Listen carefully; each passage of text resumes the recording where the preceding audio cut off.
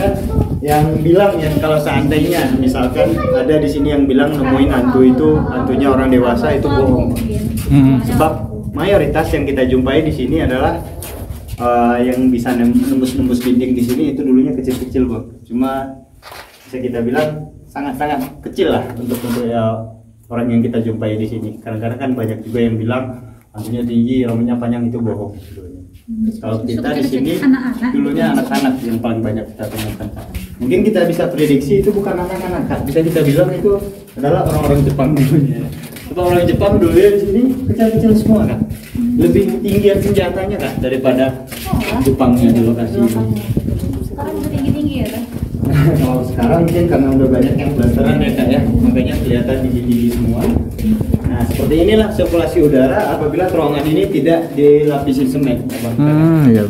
Nah, semakin cuma uniknya lubang Jepang ini kalau kakaknya datang ntar habis maghrib ke lokasi ini, itu justru udaranya hangat Kak di dalam situ. Oh, habis maghrib malah hangat. Lo masih buka juga Bang kalau malam? Itu sebenarnya untuk orang-orang yang minat khusus saja Kak sebenarnya. Minat khusus ini. Macam patah. Yang kuncinya Cuma kalau kita mohon maaf ya, Abang kakak kita aktifnya di sini cuma sampai jam 6 sore. Jam 6 ya. Cuma kalau seandainya masuknya udah lebih dari jam 6 kita nggak mau tanggung jawab lagi kan.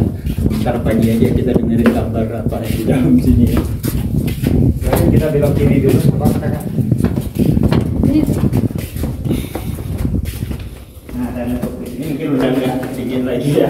Oh iya. Untuk lokasi ini sudah bisa kita bilang tidak bagian yang dilalui oleh akses udara yang seperti yang kita rasain tadi. Dan untuk bukti kekuatan terowongan ini, kakak abang bisa lihat di bagian atap ini. Ini adalah efek gempa ya yang terjadi pada tahun 2004. Yang terjadi waktu itu Kota Padang sempat menjadi kota mati kurang lebih selama 3 bulan dulunya Kak. Yang mana gempa yang berkekuatan 8,6 skala Richter mengguncang kawasan ini. Akan tetapi untuk di sini cuma terasa 7,6 ya, bang kakak ya. Di sini cuma lapisan semennya aja yang terkelupas. Nah, cuma kalau kakak bisa lihat ya, itu bagian atap ini berkilau ya. Iya. Nah, sebab ini adalah sumber daripada batu kuarsa di lokasi ini Kak. Tanpa dilapisi semen, sebenarnya terowongan ini sudah lebih kuat gitu ya. Cuma ditambah lagi semen oleh pemerintah, karena semen dengan kuarsa itu rentan untuk melekat ya. Jadi terkena getaran sedikit saja itu mudah copot. Dan itulah yang kita khawatirkan, sebab semen ini nggak ada safety-nya kan, nggak ada besinya.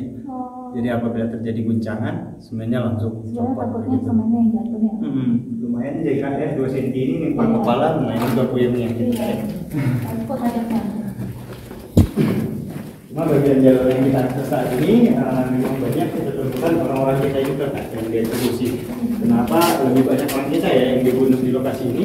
Sebab di sebelah kiri kita ini Kak lebih dekat dengan lokasi yang bisa kita bilang poin objeknya lubang Jepang ini berupa penjara bawah tanah dan dapurnya. Nah kan kalau apa? Jadi kalau kakak lihat dari dekat ya, abang lihat dari dekat, inilah yang berkilau di bagian atap tadi. Jadi apabila terkena cahaya, ini seperti kaca ya, abang kakak ya. Ini adalah bahan baku pembuat kaca, yang mana dulunya kalau nggak ada situs Undang-Undang Perlindungan Cagar Budaya, terowongan ini mungkin sudah diambil oleh ahli tambang, begitu gitu ya. Dan saya pun nggak ada lagi, nggak aktif lagi. Jadi penambang. Nah, jadi penambang betul. Jadi untuk tempat tambang di sini ada 2 bang, satu di Freeport ya, satunya lagi di Bukit Tinggi. Nah dan ini bukti salah satu terowongan ini aktif dulunya ya, abang kakak digunakan. Abang kakak bisa lihat di bagian dinding sebelah kanan atas, ini ada bekas hitam-hitam kayak gini. Ini adalah obor bekas dari militer Jepang dulunya. Jadi bagian hitam-hitam seperti ini hanya bisa abang kakak jumpai di bagian yang aktif mereka gunakan, atau bisa kita bilang salah satu terowongan yang kita akses saat ini dulunya sangat aktif bang. Karena hampir setiap hari di lokasi ini mereka melakukan pembantaian dulu. Kita ke depan apa-apa. Gak apa-apa nih? Aman bang.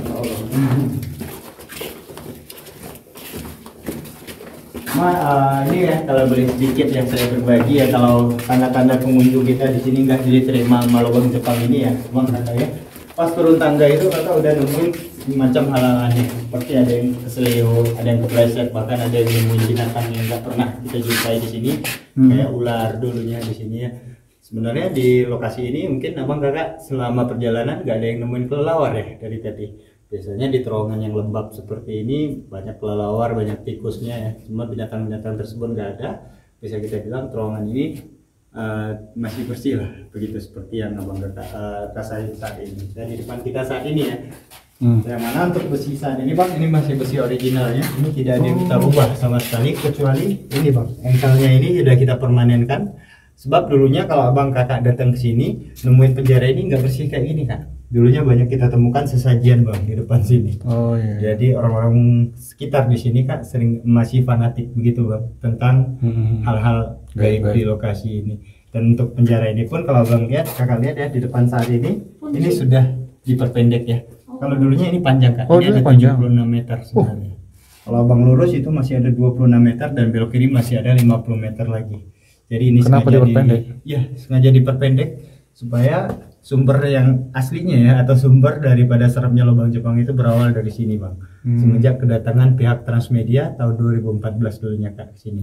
Lokasi ini pernah dipakai untuk lokasi uji nyali. Iya. Nah dan untuk di lokasi ini, nah ini contohnya kak ya. Kalau kakak lihat ya, ini besinya nggak bisa dibuka ya. Cuma kalau boleh ya, abang kakak lihat agak dekat sedikit. Di bagian tanah lubang Jepang ini menanjak ke bagian atas, itu di atas ada space sedikit, ada jarak ya. Ini menandakan bahwasanya ada terowongan lagi di belakang sana. Oh iya. Cuma kakak perhatian nggak ada jejak kaki naik ke atas? Ada kayaknya ya. Iya bang ya. Inilah yang bisa kita bilang, kita nggak nakutin ya, saya cuma bilang bahwasanya mereka ada di sini, cuma tidak mengganggu pengunjung yang mungkin niatnya untuk berwisata datang ke sini kak. Jadi kalau videonya aku upload ke YouTube bisa nggak nih? Bisa bang, nggak apa-apa. Bener nih. Insya Allah aman. Udah saya garanti. Iya. Cuma kalau seandainya ya, kalau abang nggak diperbolehin ngerekam video tadi dari atas, dari tadi video abang nggak ada yang bersih, ngeblur semua. Coba deh abang cek gitu ya. Serius, tapi sering ngeblur juga nih. Oh sering ngeblur kan, cuma biasa di tempat tertentu ya. Biasa ya. Silakan abang kakak masuk dulu ke sini. Cuma saya belum lengkap sih ceritanya. Oh oke. Maaf ya. Penjara ini bisa kita bilang dulunya orang-orang kita yang sakit tadinya itu dikurung di sini kak. Cuma mereka yang sudah dikurung di sini dianggap nonaktif dan tidak mendapat jatah makan lagi. Jadi intinya mereka yang dikurung di sini bang itu bertahan hidup ya, atau mereka yang merasa lapar tadinya itu dengan cara mengkonsumsi bagian tubuh dari kawan mereka yang udah meninggal tadinya. Dan untuk mereka pun yang masih hidup di sini bang, itu tidak ada yang dipulangkan. Mereka dikeluarkan dari penjara ini dan dibawa ke lokasi ini. Ini sengaja kita bikin namanya dapur supaya pengunjung kita nggak ada yang serem datang ke sini. Silakan masuk kak, anggap aja masih ini. Dan meja yang di luar ini nggak original lagi bang ya, ini tambahan. Nggak ada nih. Nah meja yang aslinya itu ada di dalam sini. Asli pun dulunya bukan ada yang licin kayak gini bang, dulunya kesat seperti ini. Dan temboknya ini udah kita tambah lagi kak, dan sengaja kita bikin seperti ini. Nantinya akan kita bikin relief tentang penyiksaan Jepang. Nah meja yang saya katakan di sebelah kanan, di sebelah kiri kakak saat ini, inilah bukti atau saksi bisu kekejaman Jepang dulunya. Orang yang dikeluarkan dari penjara tersebut dieksekusi di sini dengan cara dipenggal bang. Dan makanya lantai yang kita injak saat ini tidak dari semen atau tidak dari batu. Ini pun sengaja kita tutup dengan pasir supaya bau daripada amis tersebut gak kecium lagi kak untuk di lokasi ini. Dan lantainya pun kakak bisa lihat ini masih lembab terus ya seperti ini. Ya sebab bisa kita bilang ya bukan puluhan orang lagi yang dibunuh di sini, melainkan udah ribuan mungkin ya. Dan untuk bukti otentik dulunya di bawah kolong meja ini kita temuin bekas daripada kerangka kepala manusia. Dan intinya mereka dibuang di sini tanpa adanya kepala bang. Mereka mayat yang sudah dipenggal tadi itu dibuang ke sini bang. Inilah lubang pembuangan mayat yang saya katakan di peta tadi. Ini tembusnya langsung ke area sungai. Jadi apapun yang abang drop di sini itu jatuhnya langsung ke aliran sungai. Jadi ini panjangnya 61 meter sudah sungai bang di bawah sana. Jadi posisinya itu ke area kiri sini bang ya. Dan ini kita perkecil supaya nggak ada yang akses bagian sini kak. Cuma kalau bang kakak mau tahu ya pintu masuk kakak dulunya yang banyak tangga tadi ukurannya seberapa, itu posisinya ada di atas ini. Oh, kakak ini asli ya? Abang kakak bisa berdiri dari sini dan di atas itu masih kelihatan cahaya. Ini aslinya ya? Iya, originalnya bang. Ini ada tumpukan tanah agak maju sedikit. Oh iya, benar. Ada kelihatan? Benar. Dari sini. Nah ini kenapa dibilang lubang pengintaian? Nah pintu ini bang, kalau dulunya ini sering saya gunain bang. Kalau seandainya saya bolos sekolah, saya naik ke atas sini bang. Sering ya? Benar. Saya naik ke atas ini bang, itu kita bisa melihat aktivitas penduduk yang berada di pinggiran sungai. Abang bolos sekolah pun kemari? Ya lari di sini bang, ngumpetnya di sini bang. Cuma inilah tempat yang paling aman yang tidak diakses sama guru kita bang. Ini tempat yang benar-benar aman. Dan ini baru-baru sekarang Mbak, kita kasih kawat ya, kita kasih besi. Sebab seringkali ada monyet yang jatuh dari Oh, iya. tembusnya langsung ke hutan. Iya. Makanya abang tahu kali ya, dari kecil juga mainnya di sini Iya, ya, Bang. main petak umpet pun dulunya di sini kan. Nah, kalau untuk di sini, kalau abang naik ya, itu tangganya sengaja dibikin Jepang, itu bukan kita yang bikin waktu bolos ya. Oh, tangganya kecil-kecil ya? Ini ada yang bulat-bulat seperti ini, maka di dinding kiri dan kanan. Inilah yang mereka gunakan sebagai tangga untuk naik sampai ke atas. Dan di atas itu kan, itu ada bagian posisi yang datar, yang bisa kita bilang itu dulunya adalah tempat duduknya. Dan dulunya kita sering jumpain itu peluru dulunya Kak, peluru tajam di atas sana. Yang bisa kita bilang itu adalah bekas peluru yang tertinggal oleh Jepang dulunya. Dan ini pun mereka gunakan untuk melihat aktivitas penduduk yang berada di pinggiran sungai. Kalau kondisi di bawah sana sudah aman, barulah semua mayat tadinya di-drop dari lokasi ini. Dan itu pun dibuang tanpa kepala. Ini pun terowongannya Bang, sewaktu ini dibersihkan ya, bukannya terowongan polos biasa seperti terowongan yang kita akses. Melainkan banyak sekali kita temukan ada semacam besi yang sengaja ditancapkan di bagian sisi kiri dan kanan lubang pembuangan ini. Yang bisa kita bilang itu apabila dibuang di lokasi ini sampai di sungai udah hancur gitu loh. Jadi nggak tahu mau dimakan sama ikan kah atau hewan apapun kah gitu ya Kak ya. Jadi tidak ada yang pernah tahu berapa jumlah orang di sini yang dibunuh gitu. Dan lokasi inilah Kak yang pernah dipakai sebagai lokasi uji nyali. Cuma kalau kamera kita yang ada di atas itu cuma kayak hiasan aja ya Kak ya. Sudah nggak aktif lagi. Biasa. Besar. Silahkan ke belakang Kak. Oke. Kalau di sini saya paling belakang nggak apa-apa ya. Iya. Saya sampai di pertigaan nantinya duduk. Ada yang tinggal. Enggak. Nah, kenapa saya nawarin diri di belakang ya, Bang Kakak ya? Cuma kalau ada pengunjung lain, nggak apa-apa saya di depannya gitu kan. Ya kalau untuk di lokasi ini dulunya, mohon maaf ya, kalau pengunjung kita di posisi belakang saya tinggalin, itu sering kali ada yang pisang gitu kan. Ada yang toel-toel gitu ya, ada yang megangin Kalau kaki. kita kejar nih. Nggak apa-apa. Bang posisinya Oh, takut. atas kita. Dan itu pun masih bisa kita bilang sampai detik ini masih seperti itu Kak. Gitu. Terkadang gitu ya kayak pengunjung kita di sini ada yang akses terowongan ini kayak hari Jumat gitu ya Kak ya. Bang, terowongan ini kalau diakses sebelum sholat Jumat di sini Bang itu sangat nggak bagus sebenarnya Kak. Seringkali terowongan ini wanginya itu kayak wangi bunga cendana gitu Abang Kak di dalam sini. Yang mana sangat wangi di sini, yang mana mereka bisa bilang aktivitasnya meningkat ya di lokasi ini. Dan inilah koridor depan daripada lubang Jepang yang kita jalani Kak. Misalnya di bagian yang kita turuni tadi adalah bagian belakang. Dan untuk di kiri Kakak ini adalah salah satu lagi ventilasi udara yang kelima di sini. Ini tembusnya langsung ke perkebunan penduduk. Jadi bisa kita bilang hasil makanan yang dikonsumsi oleh pekerja paksa di sini ya Kakak ya dulunya itu adalah hasil rampasan dari penduduk setempat di sini. Jadi yang namanya hasil panen itu tidak setiap hari ada gitu ya Bang Kakak ya. Yang mana hasil panen tersebut terkadang ada terkadang tidak. Jadi satu kali dalam 24 jam yang dikonsumsi oleh pekerja paksa di sini itu tidak setiap hari ada begitu. Jadi intinya pun pekerja yang disuruh bekerja di sini bukan asli penduduk setempat di sini begitu Kak. Mayoritas didatangkan dulunya dari Jawa, Kalimantan dan Sulawesi. Dan itu pun adalah salah satu trik mereka dulunya Bang untuk menjaga kerahasiaan pembuatan terowongan ini, yang mana dulunya kita lebih identik menggunakan bahasa daerah masing-masing. Sampelnya atau contohnya kalau mereka mendatangkan penduduk dari Pulau Jawa di lokasi ini, berhasil pun mereka kabur keluar sana, mereka akan sulit berkomunikasi dengan penduduk setempat di sini karena faktor bahasa daerah tadinya Bang. Dan itulah baru bahwasannya terowongan ini baru ditemukan tanpa sengaja dulunya. Kalau dulunya sebenarnya udah bisa ditemuin sih Bang ya, sebab pekerja paksa yang ada di lokasi ini sempat ada yang berhasil lari keluar sana.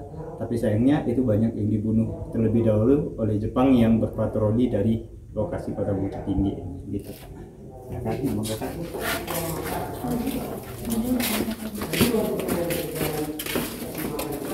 Dan untuk lokasi ini seperti yang Abang Kakak rasain ya.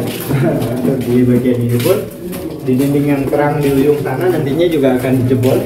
Itu yang menghubungkan Kakak tepat langsungnya itu ke kawasan daripada bawah bank fotokopi. Dapur ini ada dulu. Nah ini, iya dibongkar gitu ya, yang lebih keras ya kalau posisinya ngomong. Ada orangnya atau gimana? Tadi ada. Ada ya? Ada lihat ya? untuk di bagian sini sebenarnya abang masih ada satu rahasia lagi sih yang sampai saat ini belum bisa kita pastikan keberadaannya dan kebenarannya itu di mana ya untuk di bagian lubang Jepang ini. Oke, jadi kita pikirin aja dengan cara apabila kita menggali lubang dengan dalam 1 meter dan lebar 1 meter itu udah numpuk tanah yang sangat banyak gitu ya. Cuma sayangnya hasil daripada penggalian tanah lubang Jepang ini tidak pernah kita ketahui kemana dibuangnya. Sebab kalau ditumpuk jadi satu ini Kak udah kelihatan bekas galian daripada terowongan ini. Sebab terowongan ini bukan dibuat 1,5 kilometer saja, ini kan hampir mencapai angka 15 kilometer ya. Ada 14.778 meter. Sisanya dari penggalian tersebut tidak pernah kita tahu kemana mereka buang. Maka Kak kita kiri. Itu apa bang? Kenapa ada lampu merah di sana? Oh, itu untuk masih batas daripada renovasi daripada terowongan di sini, Bang. Oh. Masih dalam tahap pemasangan blower dan ditandain sama lampu yang warna merah di sana. Nah, kalau untuk di sini kerasa anginnya sangat kuat. Kencang ya? Kayak dari depan malah, bukan dari belakang kita lagi. Sebab terowongan ini dulunya awal pertama kali dibuat itu dari sini, Bang. Bukan dari tempat kakak turun tadinya. Dan untuk terowongan ini pun kalau saya ngobrol sama bang kakak untuk di lokasi ini sudah ada gema suara lagi. Dikarenakan dinding terowongan ini tidak ada yang dibikin semacam sekat-sekat tadinya, atau seperti ada yang bagian yang tinggi, ada yang bagian yang dalam. Dan ini pun sengaja dibikin Jepang seperti ini. Dan pintu aslinya bang itu terbuka besar seperti itu bang. Oh itu asli tuh? Ya.